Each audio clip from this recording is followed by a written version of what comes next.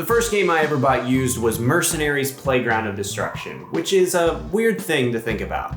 Before that, video games were either gifts or from Walmart. There's something that drew me to it, because not only was it the first used game I bought, it was also the first game I bought based on the studio that developed it. Like any Star Wars fan, in 2005, I'd played a lot of Battlefront 2, and that Pandemic logo on the front of the box stood out to me. And the LucasArts logo next to it didn't hurt. Over the next 7 or 8 years, Pandemic Studios would be my main source of video game enjoyment. Their games a reliable, affordable, fun open world that would grant me hours of, well, fun.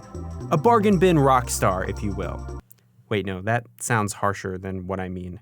An alternative to Rockstar, I guess? You know, middle school got you down, put in your headphones, listen to Rush, and shoot some airstrikes at the Russian mafia. Steal a helicopter and throw cars into the river. You know, kids stuff. So what's the deal with this old studio? Why did it appeal to me, the textbook definition of a white, nerdy Midwestern middle schooler? And how did it all end in flames? Well, first, we gotta go back to the beginning, with a game called Full Spectrum Warrior.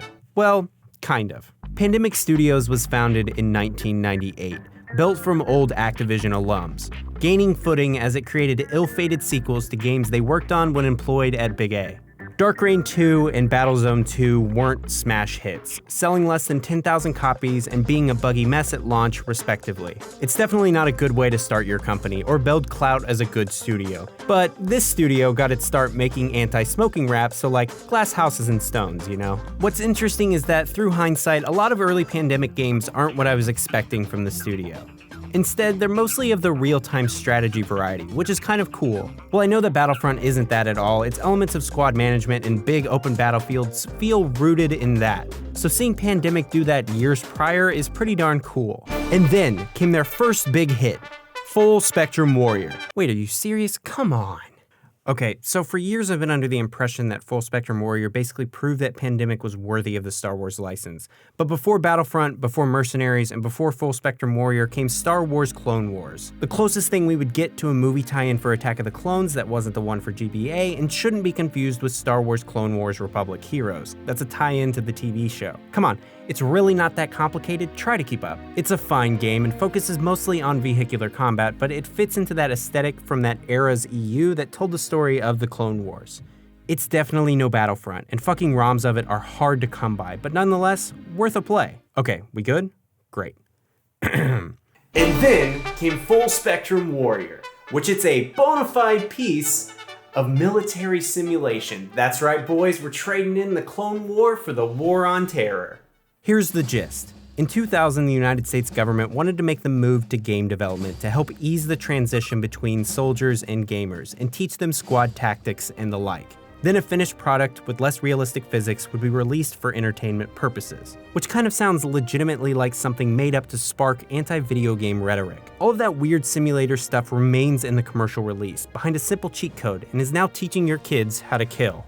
But it was critically acclaimed. No, really, it was nominated for real awards, going up against World of Warcraft and winning Best Original Game at E3. Despite this, though, the United States government wasn't too impressed with the final result, stating that it wasn't realistic enough. Typical of the Army to have no respect for art, like come on.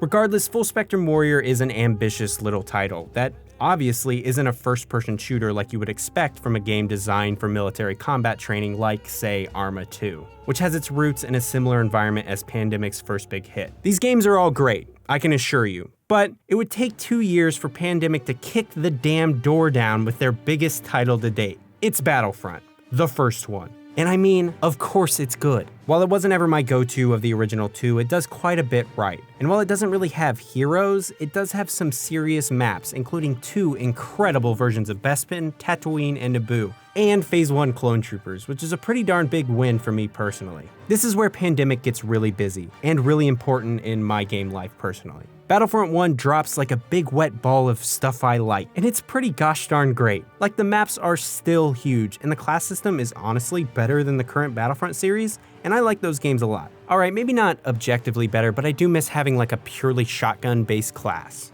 It's so fucking accommodating of playstyles. Like, even though it's not perfect, the inclusion of 2 different camera modes, first and third person, was a really good call. It is a little lacking on single-player content, but the inclusion of playlists and instant actions makes it more than worth it. The original Battlefront is pretty goddamn impressive, and honestly what they would do with the sequel is maybe even better. I got Battlefront 2 around the Christmas after it came out.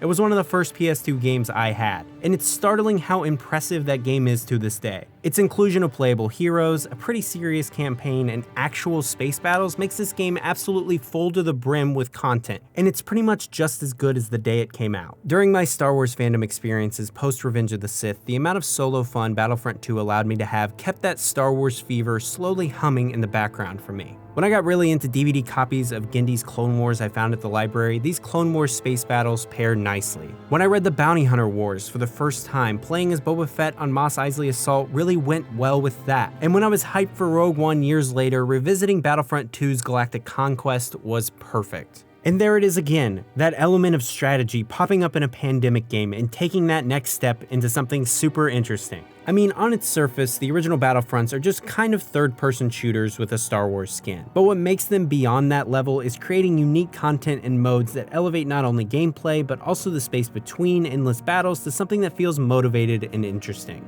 I know I'm kind of losing the thread here a little bit, but like, the amount of love and staying power around these games is so impressive and frankly beautiful. And while I prefer the second one much more than the first, both are really worth playing today. Like a lot. It's like I always say. But between the two Battlefronts, Pandemic would release two games. The fun and goofy Destroy All Humans, and the aforementioned Mercenaries game. I'm gonna be Frank instead of Evan for a moment. Destroy All Humans is fucking bonkers, but it's also pretty damn good. While the series would wane down the road, Pandemic's 2 Destroy All Humans, published by THQ, were these send-ups to wacky science fiction B-movies of old. And it does not shy away from being, wacky. It's like Mars Attacks the game, but good. Alright, I know, a hot take. But I can assure you that that weird piece of camp isn't ironically bad, it's just actually bad. I don't care what anybody says. Destroy All Humans 1 is getting a remaster in 2020, and it's a really good base to build upon, and gives me hope about potentially seeing remasters of other Pandemic games. Mercenaries, on the other hand, is doing a lot of that, but like with Commando, I guess? Thrown in the middle of North Korea, told to hunt down a deck of 52 bounties, all for the love of money, is done with its tongue firmly pressed in cheek. Foreign leaders are forced into inaction by bureaucracy, and the game seems aware that your unchecked ability to blow up whoever or whatever you want is Machiavellian at best. Like, a lot of my middle school years were spent screwing around in this game, and that score from Michael Giacchino, is impressive. Like, on a bad day, I would say it's better than his work on Rogue One. Just listen to this one.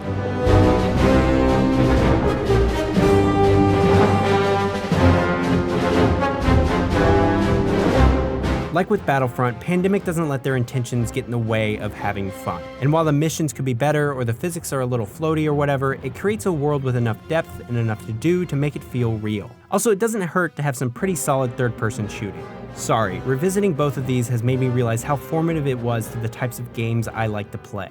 I've come to prefer the less contemporary American settings for my sandbox games, and instead prefer the ones focused on, well, to avoid sounding like an imperialist, let's call it politically contested areas like Mercenaries, Far Cry, and Just Cause. After that, entering the 360 generation, Pandemic had gained some prominence. They, alongside BioWare, caught the attention of good old Electronic Arts, probably because the two of them made some of the most important Star Wars games of that generation, and it would be the start of an interesting time. While BioWare would slowly push their way to the top, pretty quickly Pandemic would be left in the dust.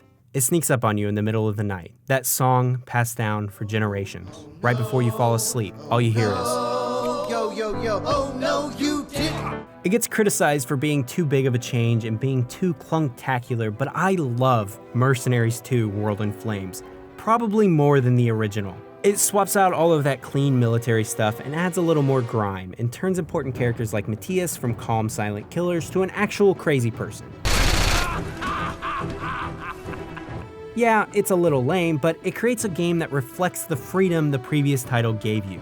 The world is naturally bigger, and it feels like a Pandemic creating a better sandbox in the Xbox 360 era, a genre that would see more and more prominence throughout the generation. It's definitely way more linear than its predecessor, but it takes what made the original good and updates it, changing enough to make it feel like a leap forward without alienating people too much. And personally, I think a lot of this game still looks solid, balancing enough colors to set it apart from other third-person shooters that use maybe a little too much gray and brown.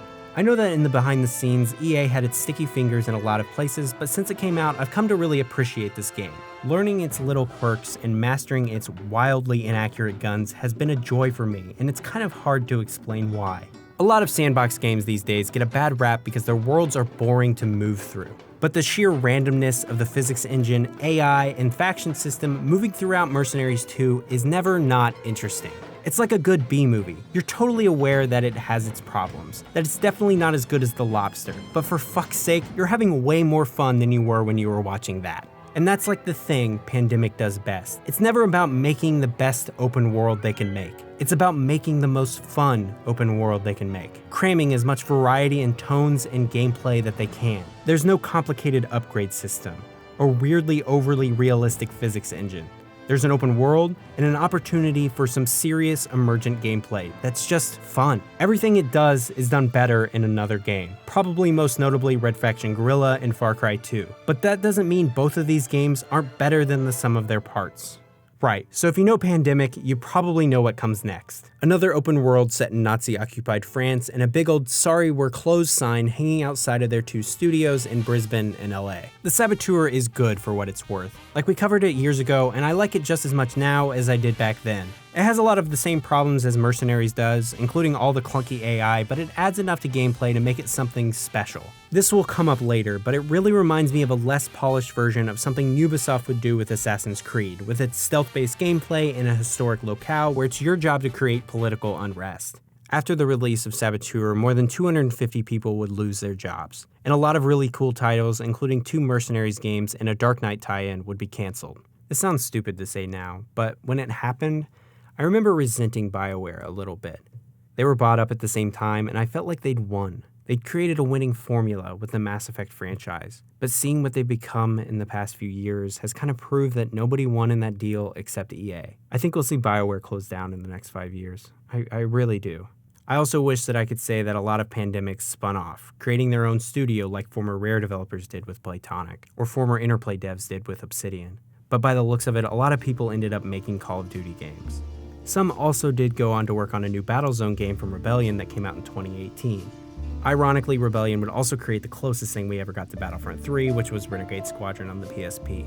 But unfortunately, Pandemic's story ends about as tragically as possible. Their prominence as that little studio that made Battlefront meant little, even if I was telling all my friends to play Saboteur. It really sucks, you know?